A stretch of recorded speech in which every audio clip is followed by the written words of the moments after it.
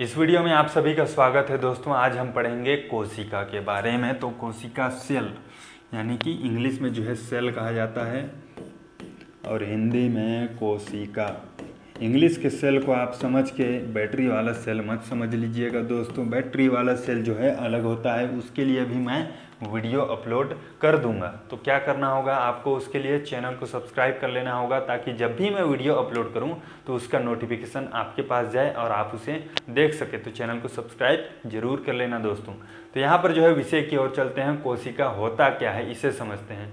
तो यहाँ पर एक एग्जाम्पल से समझते हैं दोस्तों। जैसे कि आपका घर होगा तो आपका घर जो है एक ईंट से नहीं बना होगा दोस्तों, कई सारे ईंटों को जोड़ जोड़ के आपका रूम बना होगा, फिर पूरा घर बना होगा। उसी प्रकार हमारा शरीर जो है एक कोशिका से मिलकर नहीं बनता है दोस्तों, कई सारे कोशिकाएं मिलती हैं तब जाके हमारा शरीर का निर्माण होता है। तो कोशिका क्या है? हमारा शरीर का सबसे छोटा भाग है। कई कोशिकाएं मिलती हैं तब जाके हमारा शरीर का निर्माण होता है। तो कुछ इस टाइप से होता है दोस्तों, जैसे मैं समझा देता हूँ यहाँ पर।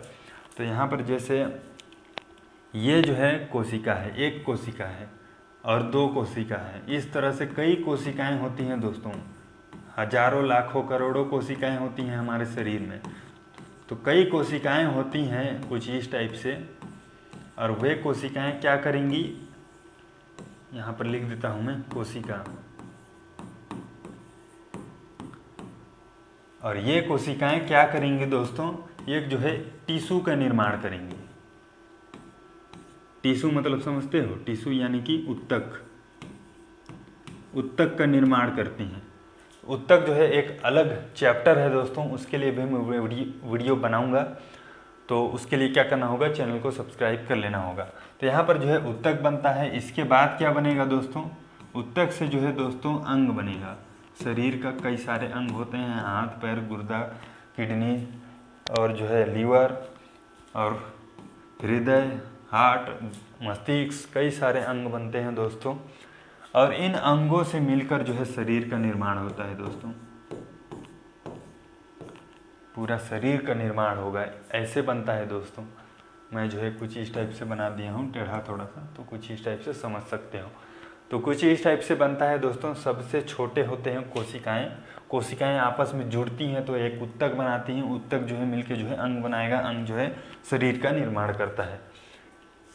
तो यहाँ पर आप समझ गए होंगे। अब जो है डायरेक्ट यहाँ पर चलते हैं लिखित वाला। उसको भी आप लिख सकते हो वैसे, जैसे मैं बताया वैसे भी लिख सकते हो। तो यहाँ पर जो है कोशिका क्या है, ये परिभाषा है दोस्तों। परिभाषा की ओर चलते हैं। तो कोशिका क्या है, सजीवों के शरीर की रचनात्मक एवं क्रियात्मक इकाई है और प्रायः स्वतः जनन में सामर्थ्य रखती है। तो दोस्तों और प्रायः स्वतः जनन की सामर्थ्य रखती है। तो ये क्या है दोस्तों, स्वतः जनन।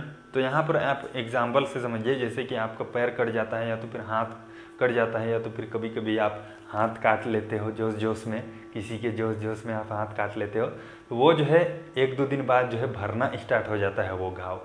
क्यों भरना स्टार्ट हो जाता है? क्योंकि जो है वहाँ की कोशिकाएं जो है स्वतः जनन करती हैं, स्वतः जो है निर्माण करने लगती हैं वहाँ कोशिकाएं, और घाव जो है बनने लगता है। तो कोशिका शब्द लैटिन भाषा के सेलुला शब्द से लिया गया है, जिसका अर्थ एक छोटा कमरा है दोस्तों।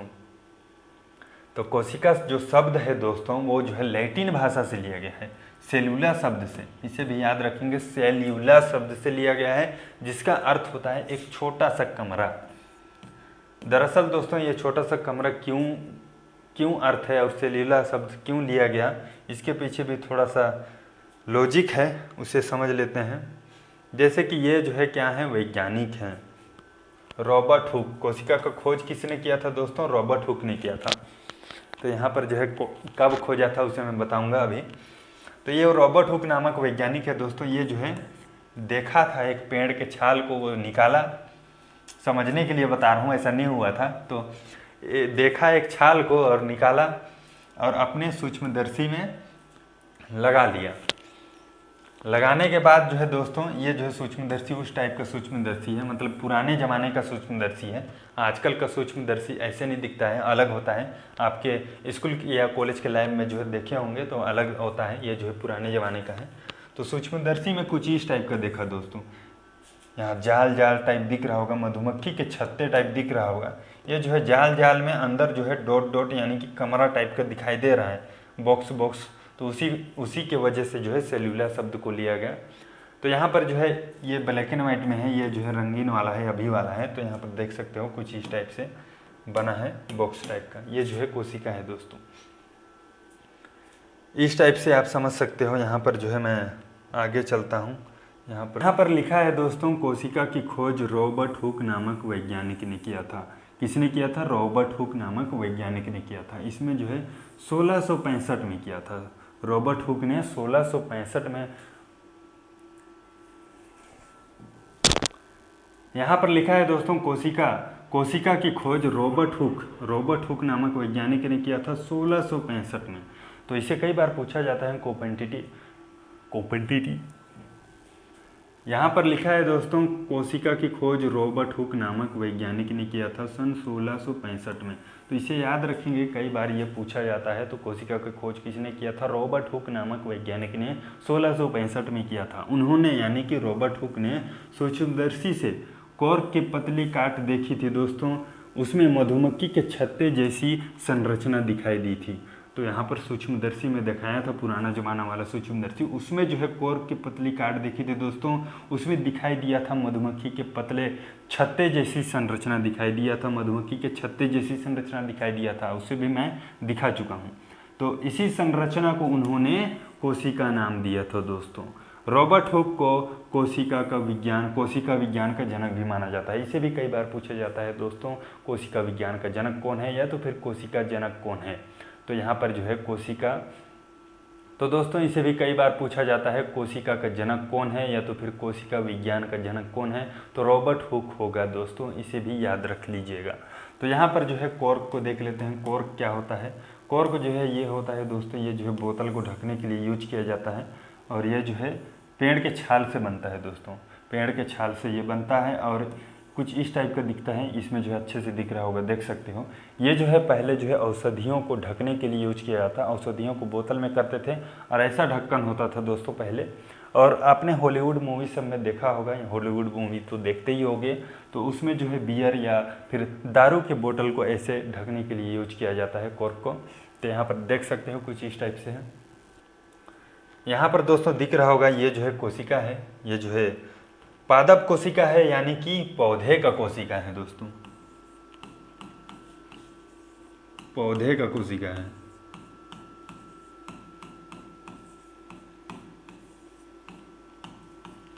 पादप यानी कि पौधा, पेड़ पौधा होता है दोस्तों। पेड़ पौधे का कोशिका कुछ इस टाइप से होता है, cell membrane, cell wall, mitochondria, इस टाइप से होता है।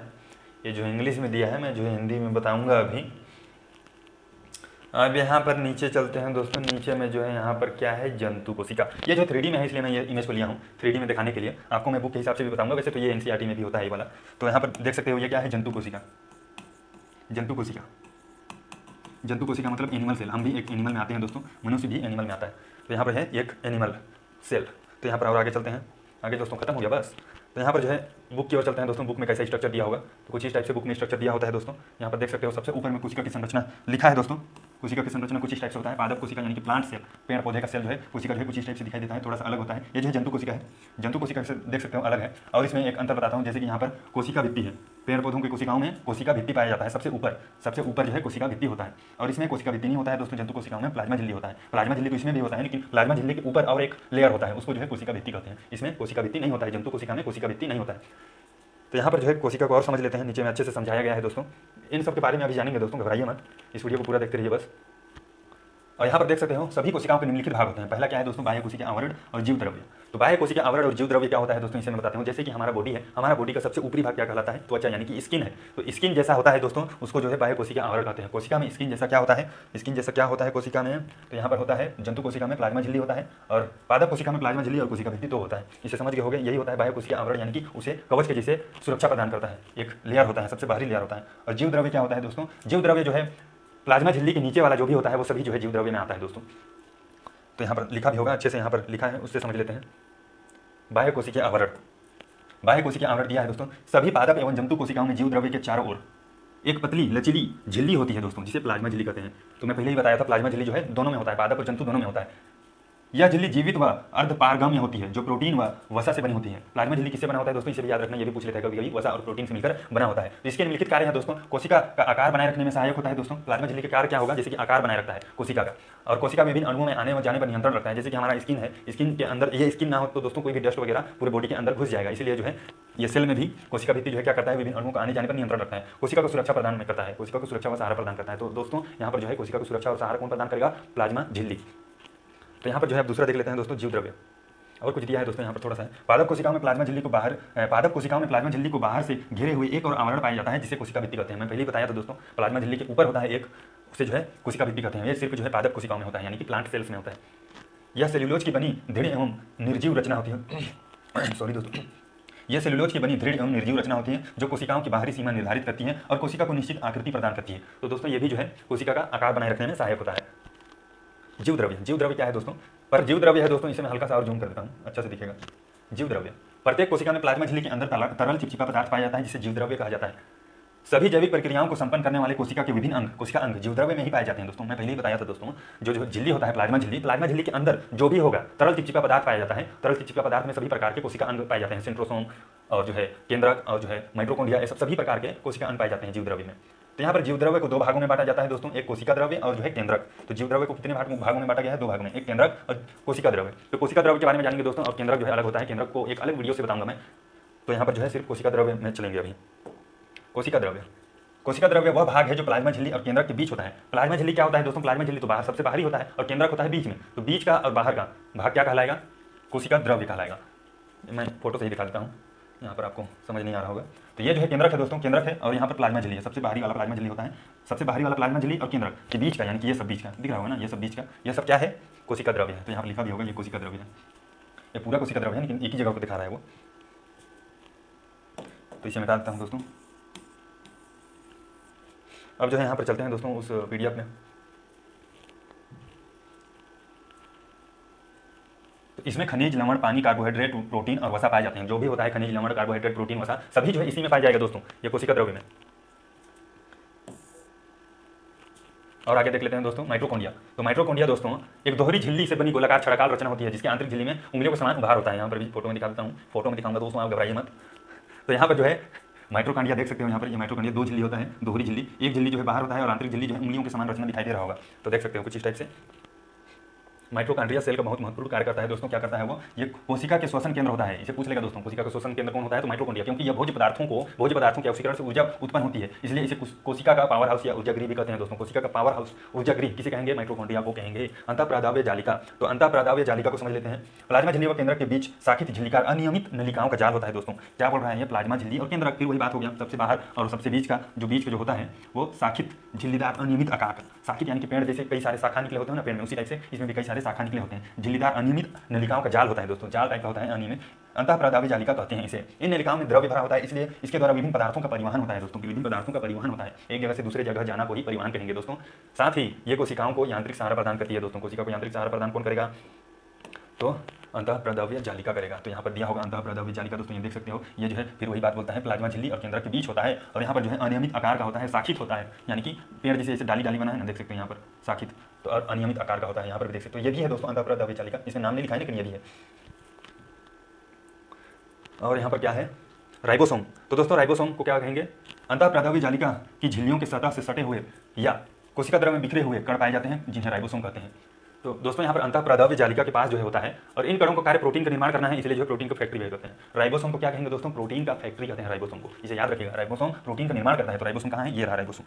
तो ये रहा दोस्तों राइबोसोम, यहाँ पर ये रहा, और ये जो है अंतःप्रादाव्य जालिका के पास सटे हुए कण के जैसे है, ये देख रहे हो डॉट बना है, नहीं दिख रहा होगा तो बना दे रहा हूँ। तो यहाँ पर कुछ इस टाइप से बना रहता है, और यहाँ पर भी बना रहता है, या तो फिर कहीं भी हो सकता है दोस्तों, कहीं भी होता है, वो राइबोसोम होता है। राइबोसोम क्या करता है, प्रोटीन का निर्माण करता है। तो प्रोटीन का फैक्ट्री कौन है, तो राइबोसोम होता है। और गोल्जिका क्या होता है दोस्तों, गोल्जिका आपको जंतु कोशिकाओं में तस्तरी नुमा कोश कई परतों में दिखाई दे रहे होंगे। ये रचनाएं गोल्जिकाएं कहलाती हैं। इनका कार्य विभिन्न रासायनिक पदार्थों का स्त्राव करना होता है दोस्तों। गोल्जिका को भी दिखा देता हूँ। गोल्जिका क्या करता है दोस्तों, गोल्जिका जो है विभिन्न पदार्थों का स्त्राव करता है, यानी कि विभिन्न पदार्थों को निकालता है। ये जो है देख सकते हैं दोस्तों, यहाँ पर जो है ये जो है गोल्जिकाय है।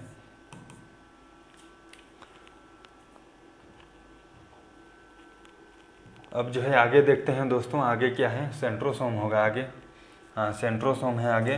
तो सेंट्रोसोम जो है जंतु कोशिकाओं के केंद्रक के पास होता है दोस्तों, जंतु कोशिकाओं के केंद्रक के पास होता है और ऊपर तारे के समान दिखाई देता है, एक तारा के समान दिखाई देता है दोस्तों, जिससे सेंट्रोसोम कहते हैं। इसके मध्य में दो कण पाए जाते हैं दोस्तों। क्या पाया जाता है इसके मध्य में? दो छोटे छोटे डोर जैसे कण पाया जाएगा, जिन्हें सेंट्रियोल कहते हैं। सेंट्रियोल जंतु कोशिकाओं में विभाजन में सहायक करता है और सेंट्रोसोम पादप कोशिकाओं में कोशिका विभाजन के समय ही बनता है। तो यहाँ पर फोटो में दिखा देता हूँ, फोटो में दिखाएंगे हम। तो यहाँ पर जो है ये रहा सेंट्रोसोम। सेंट्रोसोम क्या करता है दोस्तों, ये जो है केंद्रक के ऊपर होता है, एक तारा जैसे संरचना दिखाई दे रहा होगा। तो यहाँ पर जो डॉट डॉट बना है दोस्तों, दिख रहा होगा ना, डॉट डॉट अंदर, उसे क्या कहेंगे दोस्तों? उसे सेंट्रियोल कहते हैं, सेंट्रियोल कहते हैं, सेंट्रियोल। और ये सेंट्रियोल क्या करता है दोस्तों? कोशिका जब विभाजन होता है उसमें मदद करता है, लेकिन सिर्फ जो है पादप कोशिकाओं में, यानी कि पेड़ पौधों के कोशिकाओं में जब जो है कोशिका विभाजन होता है उसी टाइम जो है सेंट्रियोल का निर्माण होता है दोस्तों। इस प्रकार से समझ सकते हैं दोस्तों। अब जो है यहाँ पर क्या है, अब जो है ख़त्म हो गया दोस्तों। अब अगले वीडियो पे मिलेंगे दोस्तों। यहाँ पर तो ये तो ख़त्म हो गया, वो केंद्रक वाले को बाद में पढ़ेंगे दोस्तों। केंद्रक वाला थोड़ा सा ज़्यादा रहता है क्योंकि। तो दोस्तों यहीं तक था आज का वीडियो। तो इस वीडियो को लाइक नहीं किया होगे तो प्लीज़ लाइक कर देना, और चैनल को सब्सक्राइब नहीं किए होगे तो प्लीज़ जो है चैनल को सब्सक्राइब कर लेना। इसी तरह की वीडियो देखना है तो प्लीज़ जो है चैनल को सब्सक्राइब कर लेना। अपने फ्रेंड को भी दिखाओ ये वीडियो, अपने फ्रेंड को भी ये वीडियो शेयर करो, ताकि जो है उनको भी पता चले यार, कोशिकाओं के बारे में नॉलेज हो उनको भी।